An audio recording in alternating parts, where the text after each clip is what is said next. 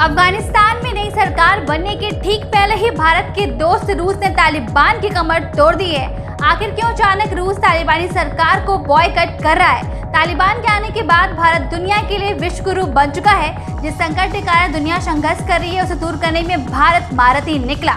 चीन को नजरअंदाज करते हुए भारत की एक एक बात क्यों मान रहा है रूस? पीएम मोदी की कूटनीतिक चाल के सामने रूस, अमेरिका और चीन ने घुटने टेक दिए हैं। तालिबान के खतरे से रूस चौकन्ना, भारत को भी बड़े खतरे से किया आगाह। ब्रिक्स सम्मेलन में दुनिया ने माना मोदी का लोहा। आज हम आपको बताएंगे कि भारत और रूस की दोस्ती देखकर पूरे पाकिस्तान, तालिबान और चीन में खलबली क्यों मच गई है। आखिर क्यों चीन, अमेरिका और रूस ने मान लिया है भारत का लोहा। अपने जिगरी दोस्त भारत से मिलने के बाद तालिबान से पल्ला क्यों झाड़ रहा है रूस? भारत ने पूरी दुनिया की राजनीति में उथल पुथल मचा कर रख दिया है। पूरी दुनिया में भारत का डंका फिर से बजना शुरू हो गया है। भारत के मार्गदर्शन लेने के लिए दुनिया भर के जासूस पिछले कई दिनों से नई दिल्ली में डेरा जमाए बैठे हैं। मोदी की एक झलक पाने के लिए दुनिया की महाशक्तियां कतार में खड़ी हो गई हैं और अब धीरे धीरे पीएम मोदी और अजीत डोभाल की मेहनत भी रंग ला रही है। आगे बढ़ने से पहले वीडियो को नीचे लाइक करके दोस्तों के साथ शेयर कर दें और आप हमें बताइए कि भारत का सबसे अच्छा दोस्त कौन है, इजराइल या फिर रूस।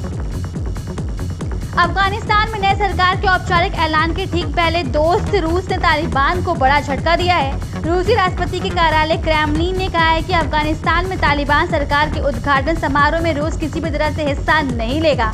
इस खबर को सुनते ही चीन, पाकिस्तान में संकट के बादल मंडराने लगे हैं। चीन को अब लग गया है कि तालिबान राज आने के बाद रूस और भारत की दोस्ती समुद्र से भी ज्यादा गहरी हो चुकी है। तो वहीं दूसरी तरफ पाकिस्तानी सरकार ठीक से सांस भी नहीं ले पा रही है।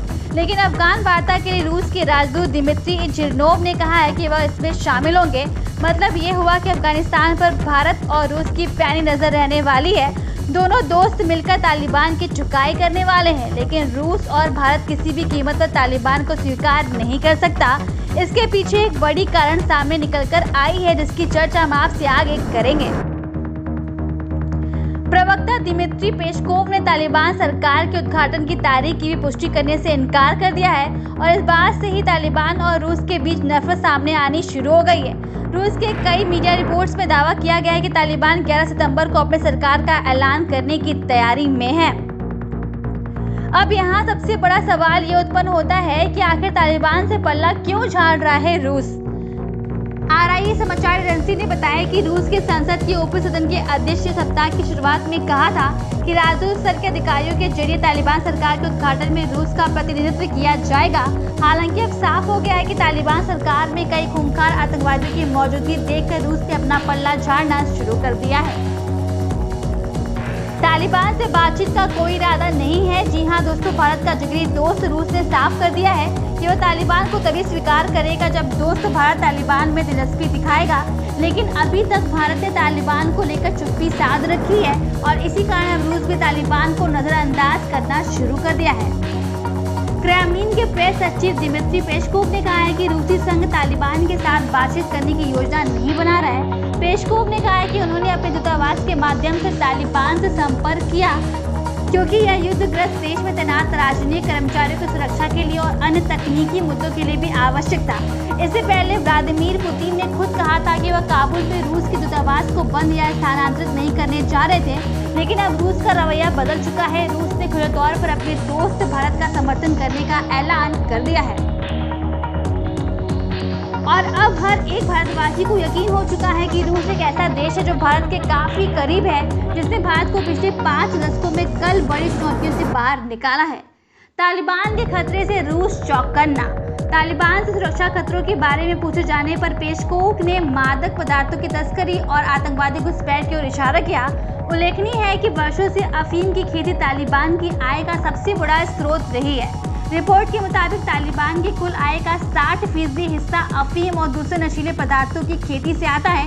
हालांकि तालिबान हमेशा से इनकार कर रहा है।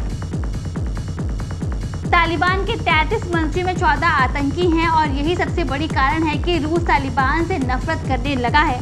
तालिबान के 33 कैबिनेट मंत्रियों की नई अंतरिम सरकार में 14 आतंकी हैं। तालिबान सरकार में महिलाओं की कोई भागीदारी शून्य है।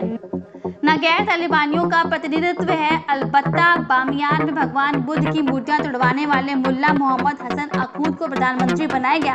आतंकवादी संगठन हकनानी नेटवर्क के सिराजुद्दीन हकनानी का गृह मंत्री बनना भारत के लिए सबसे बड़ी टेंशन है। तालिबान के संस्थापक मुल्ला उमर के बेटे मुल्ला याकूब को रक्षा मंत्री बनाया गया है और दुनिया मानती है कि तालिबान पर रूस के बदले हुए रवैये पे भारत का बड़ा योगदान है। चीन की लाख कोशिश के बावजूद भी रूस ने तालिबान से दूरी बनाए रखी है और यह भारत की सबसे बड़ी कूटनीतिक जीत बताई जा रही है। चीन कहता था कि रूस तालिबान को समर्थन दे, लेकिन भारत के दोस्त रूस ने चीन के अरमानों पर पानी फेर दिया है। ब्रिक्स देशों का यह 13वां समिट था। इस बैठक में अध्यक्षता भारत कर रहा था। अपने संबोधन में प्रधानमंत्री नरेंद्र मोदी ने सीधे तौर पर अफगानिस्तान का जिक्र नहीं किया, लेकिन बैठक में इस पर विस्तार से चर्चा हुई है। भारत ने पूरे गेम को ही 360 डिग्री पर बदल दिया और भारत ने दुनिया को दिखा दिया है कि हर मर्ज का दवा आज भी भारत के पास मौजूद है।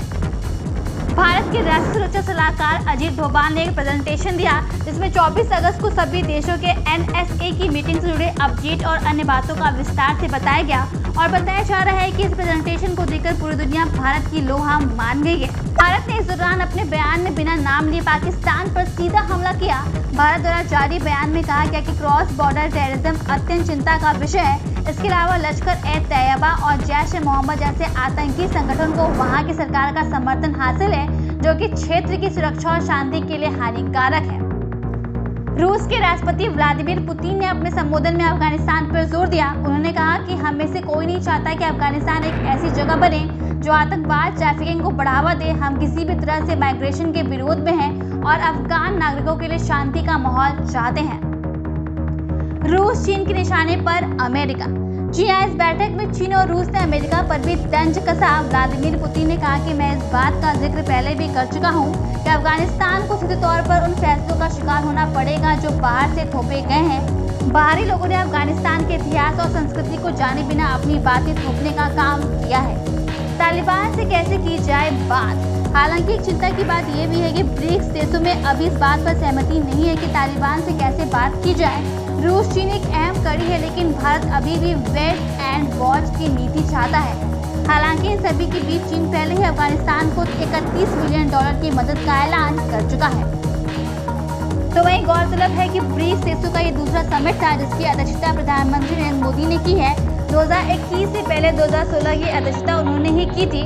ब्रिक्स ग्रुप में भारत, ब्राजील, चीन, रूस और साउथ अफ्रीका है।